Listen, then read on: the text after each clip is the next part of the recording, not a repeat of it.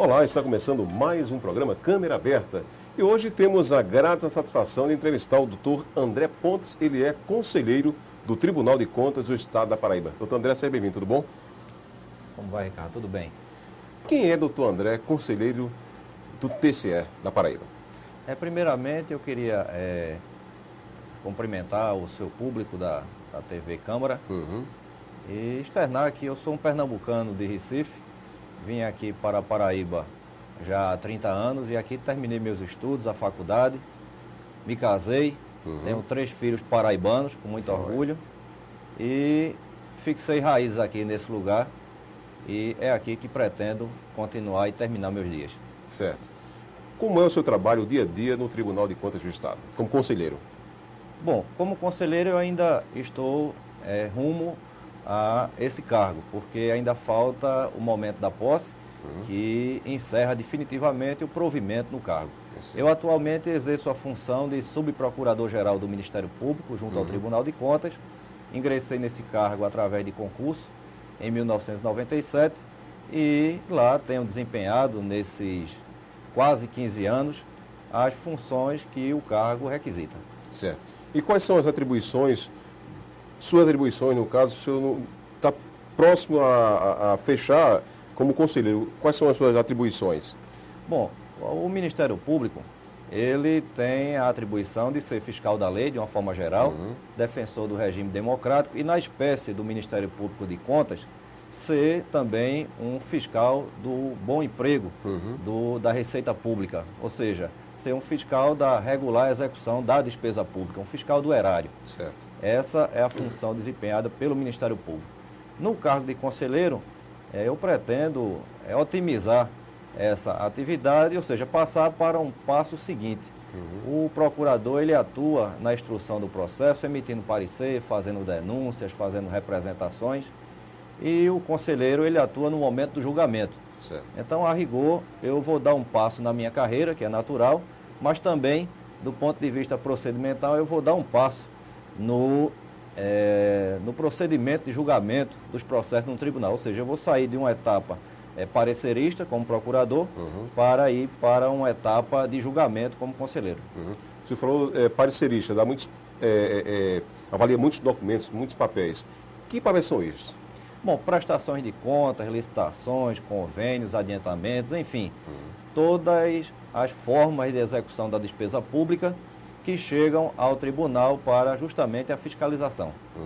Como é composto o corpo de um conselheiro?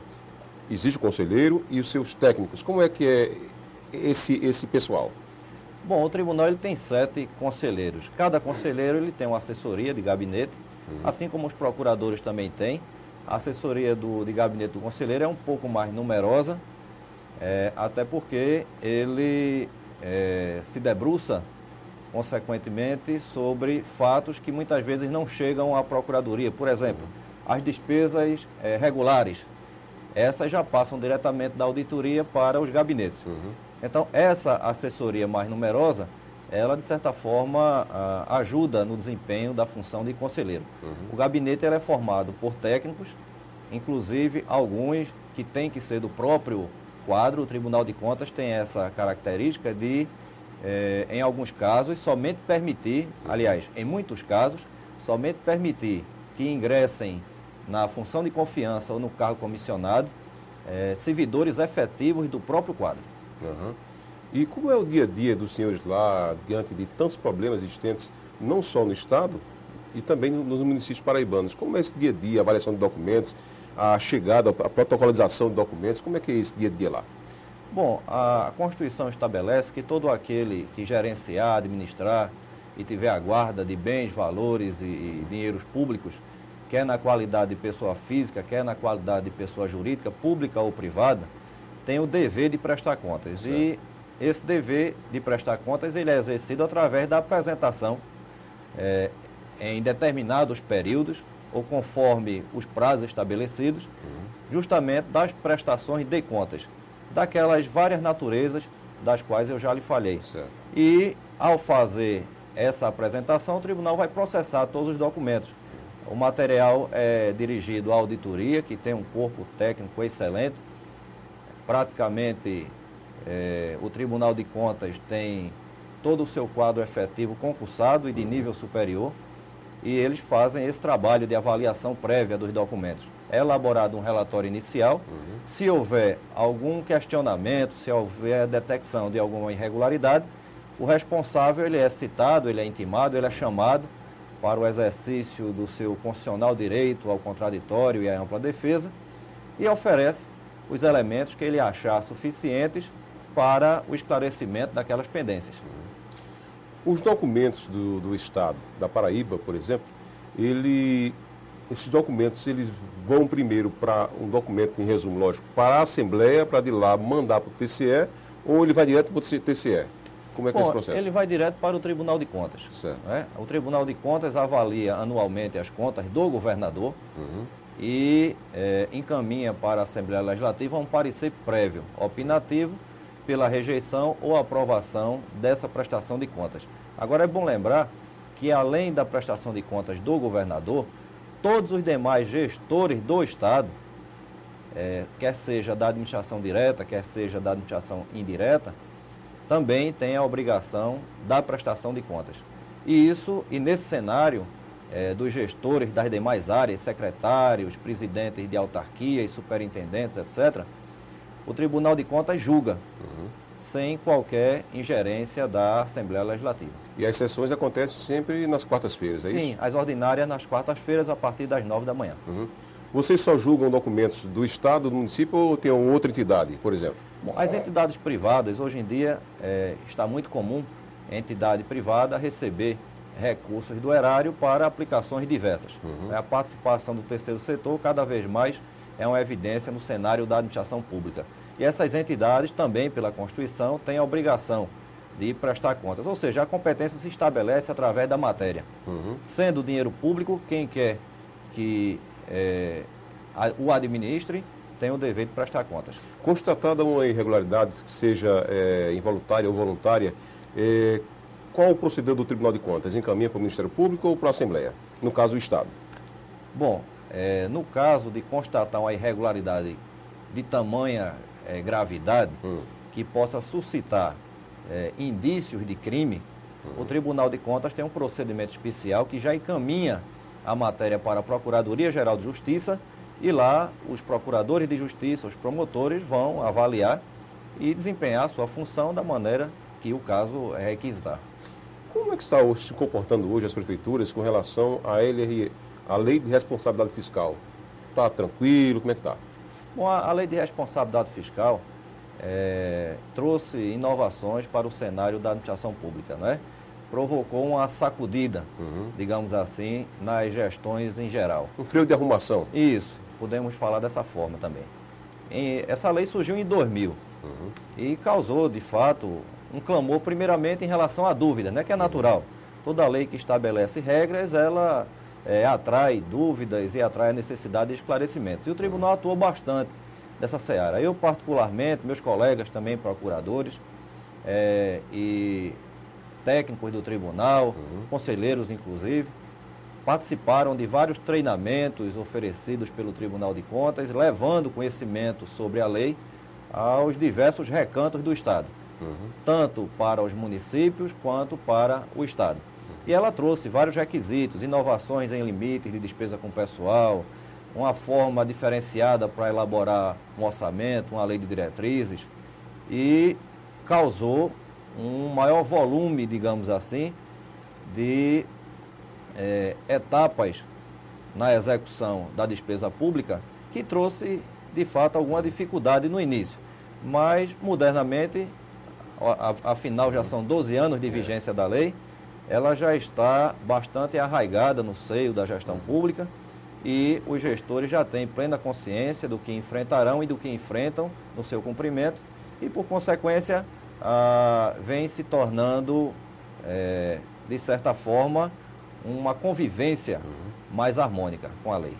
Quando se fala penalidades por parte do Tribunal de Contas, aplicação da penalidade para alguma prefeitura ou então o Estado, e muita gente às vezes classifica como, olha, ele estava roubando, ele estava isso e aquilo, mas muitas vezes, às vezes pequenos detalhes que passam desapercebido pelo contador do órgão, né? E de repente o tribunal aplica a penalidade. Devolução de dinheiro ou então outra penalidade.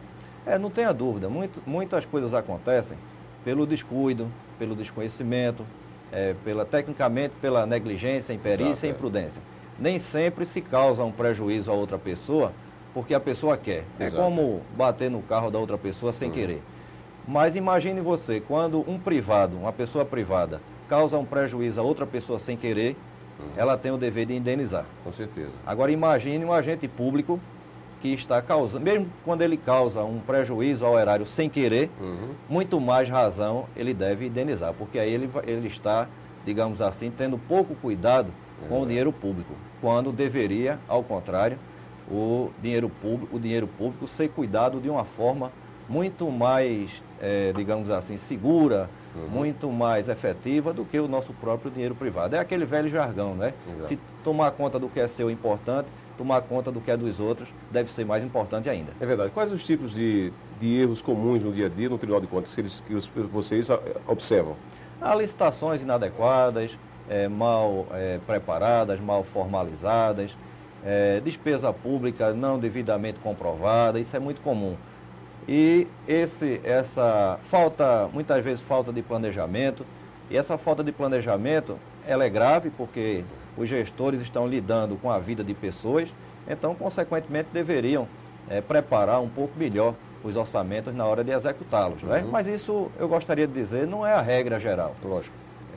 Tem muitas administrações que se destacam e esses, como se está dando mais ênfase nas irregularidades, esses erros mais comuns, eles vão desaguar no insucesso na aplicação em educação, no insucesso na aplicação em saúde, e esses insucessos, eles tendem a causar grandes constrangimentos para a coletividade, porque são áreas de atuação do poder público sensíveis e deveriam ser tratadas de forma adequada e com os investimentos mínimos que a Constituição estabelece. É verdade. E uma coisa importante destacar é o seguinte, é que eu acompanhei muito tempo o Tribunal de Contas, fazendo trabalho jornalístico, e quando surgiu, por exemplo, lá a LRF, Lei de Responsabilidade Fiscal, existia uma preocupação no Tribunal de Contas, né, junto aos conselheiros, exatamente para tirar dúvidas para o pessoal prefeito, o pessoal vereador, secretário, assim por diante. Teve essa preocupação. E até hoje tem também, né?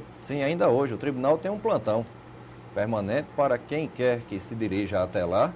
A pessoa será atendida e, levando a sua dúvida, a matéria será investigada e, dependendo do questionamento, ele já pode sair de lá com a sua dúvida solucionada.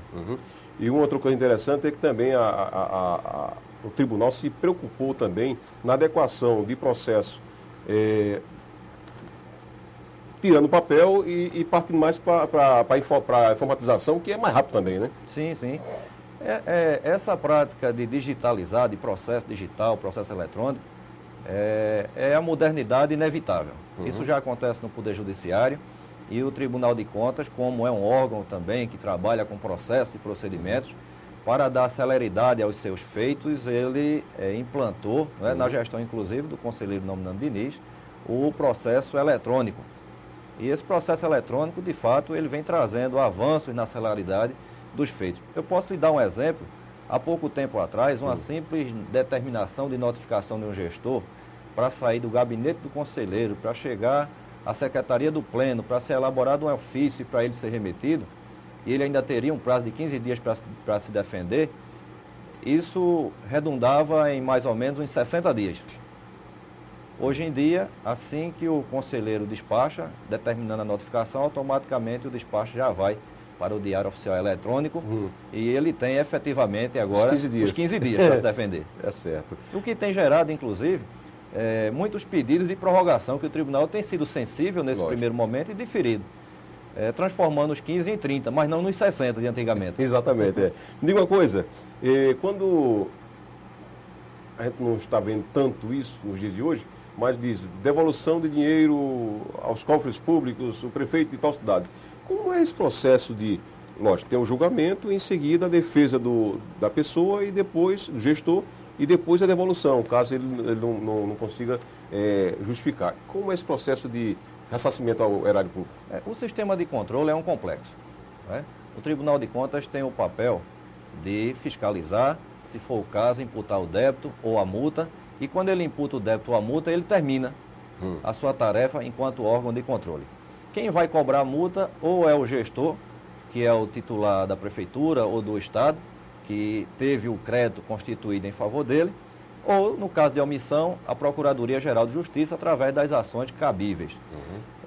Infelizmente, esse tipo de cobrança, isso está estatisticamente comprovado, tem um documento, inclusive, que circula no tribunal, de um congresso de corregedores, em que, e já é uma notícia, de certa forma, antiga, que entre o que se imputa de débito e o que se consegue efetivamente resgatar de volta, gira em torno aproximadamente de 1 a 2%.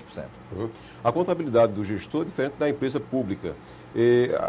Quais são os prazos que o Tribunal de Contas do Estado ele concede para o gestor prestar conta? Bom, em linhas gerais, as prefeituras têm até o final de março para fazer isso todo ano. Né? E as câmaras de vereadores também. Esse prazo ele é estabelecido nos regulamentos, nos normativos, e eles têm que cumprir como obrigação constitucional de prestar contas. Mas outros existem, intercorrentes. As licitações, após elaboradas, têm um prazo também mais exíguo para chegar ao tribunal. Então, tem todo um complexo de vencimentos para que a pessoa cumpra a sua obrigação de prestar contas. E quando a prefeitura ela recebe uma verba federal e a verba chega, como ela se comporta diante da prestação de conta do gestor? Como é que é feito isso? Bom, o Tribunal de Contas ele também avalia essas receitas. Ele só não responsabiliza se elas não forem bem gerenciadas, porque tratando-se de verba federal, a competência para a fiscalização é do Tribunal de Contas da União. E como é feito aí o nó da costa do prefeito, ele justificou que teve um erro ali, consertou, então devolveu o dinheiro. Como é que ele sai vamos dizer assim, do negativo do TCE? Bom, somente quando ele restituir o que efetivamente ele causou o dano, não é? Mas eu volto a repetir, o Tribunal de Contas encerra a sua tarefa quando ele responsabiliza. Ele não tem a competência constitucional de cobrar, quer seja administrativamente, quer seja judicialmente. Então, hoje em dia, esses inadimplementos, ou seja, não causar dano ao erário, ter uma decisão desfavorável, tem sido a tônica assim, do momento, porque, com mais evidência, tem gerado inelegibilidade. E eu creio que, hoje em dia, a preocupação dos gestores ela tem aumentado um pouco, em razão justamente disso, de se preocupar em não sofrer uma multa, se preocupar em não sofrer uma imputação de débito, porque se outrora já havia essa possibilidade de se tornar inelegível, hoje em dia, muito mais com o aprimoramento da lei eleitoral, que trouxe inovações nesse sentido. E se tratando de inovações, o que tem de parceria com outros estados, o TCE da Paraíba com outros estados, como é que está a parceria? Olha, é com muita alegria que a gente testemunha outros tribunais vindo buscar tecnologias no Tribunal de Contas do Estado da Paraíba. Recentemente, inclusive, recebemos uma visita de uma conselheira do Tribunal de Contas do Norte e ela veio justamente conhecer o processo eletrônico do Tribunal de Contas, o SAGRE, né, o Sistema de Acompanhamento da Gestão dos Recursos da Sociedade. E o que enaltece mais ainda o Tribunal de Contas é que todos esses programas, todos esses instrumentos tecnológicos foram desenvolvidos por servidores do próprio Tribunal de Contas. Então, o Tribunal de Contas está produzindo tecnologia a rigor, o que orgulha a todos que fazem parte do tribunal e também os paraibanos. Por quê? Porque o seu Tribunal de Contas está exportando conhecimento, está exportando novas formas de fiscalizar, e isso tem despertado interesse em todos os estados da federação. Como é que funciona esse SAGRES, esse sistema? Bom, o SAGRES, como o próprio nome, a própria terminologia, assim, Sistema de Acompanhamento, né, da Gestão dos Recursos da Sociedade.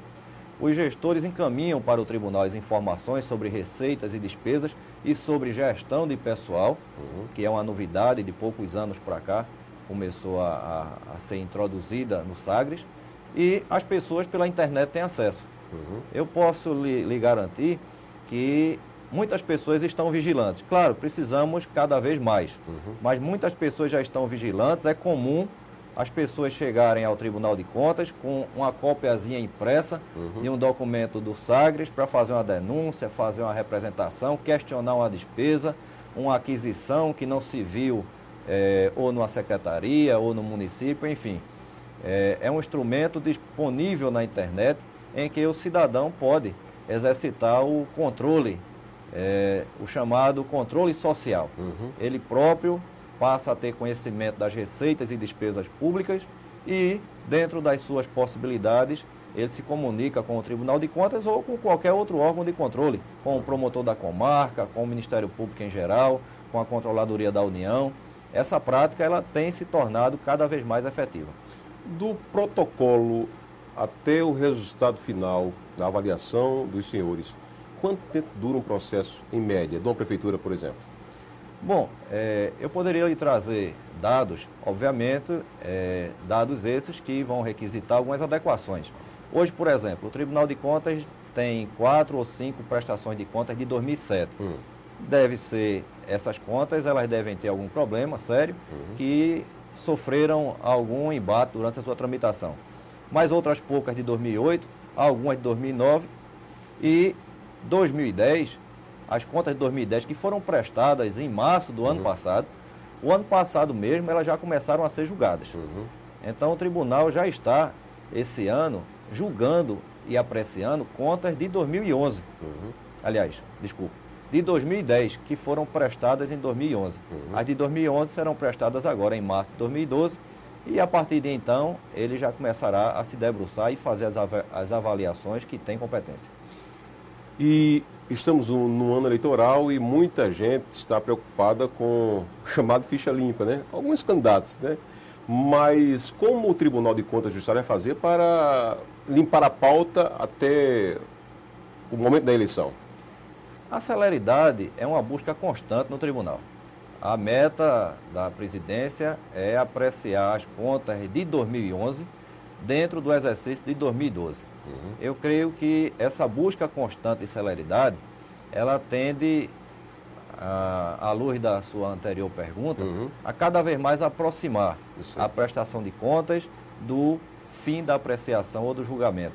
E isso, de certa forma, pode contribuir cada vez mais para que o eleitor conheça um pouco mais os candidatos que ele vai escolher para representá-los.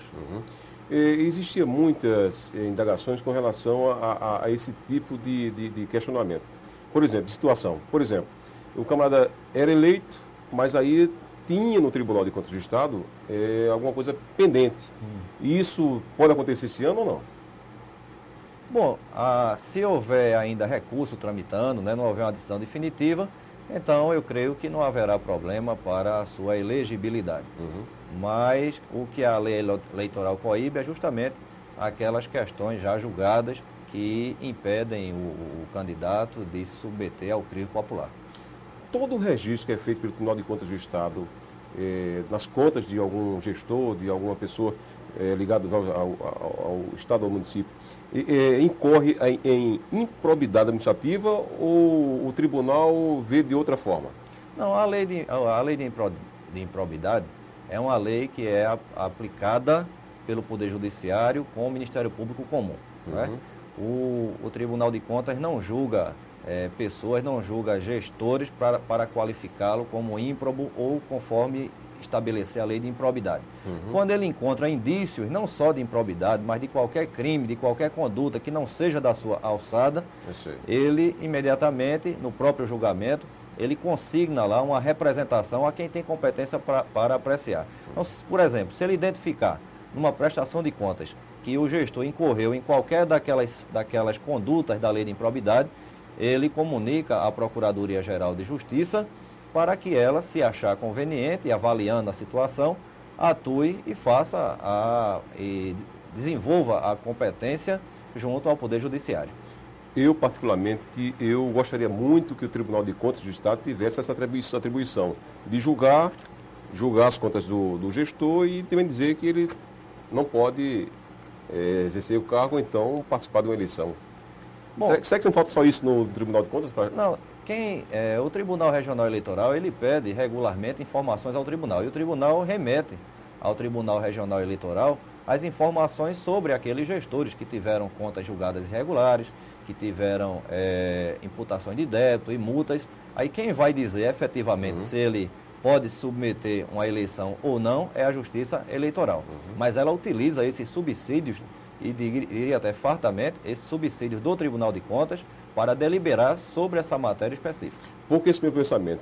Exatamente pela demora de processo. Porque, vamos dizer assim, passa pela Câmara Municipal, da Câmara vai para o Tribunal de Contas, o Tribunal de Contas vai para a Justiça, e aí leva tempo. É por isso que eu acharia que eu acho que isso aí reduziria o tempo.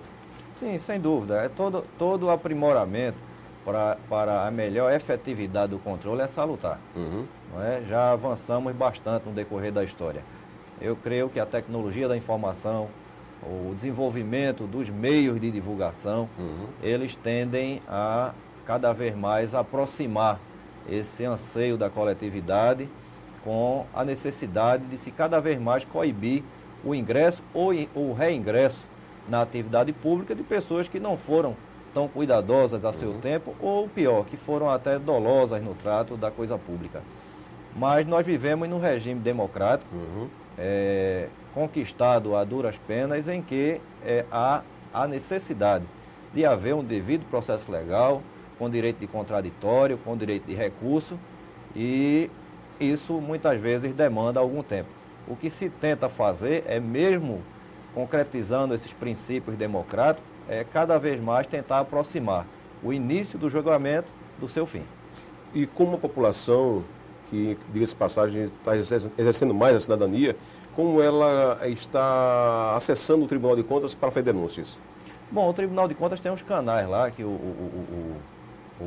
qualquer do povo pode dispor. A ouvidoria, por exemplo, é um instrumento que está à disposição na internet, no telefone, e lá diretamente a pessoa pode se dirigir e fazer sua queixa, fazer sua crítica, fazer sua denúncia, e a ouvidoria vai registrar e vai deflagrar um procedimento de apuração, que vai, consequentemente, concorrer para um julgamento futuro.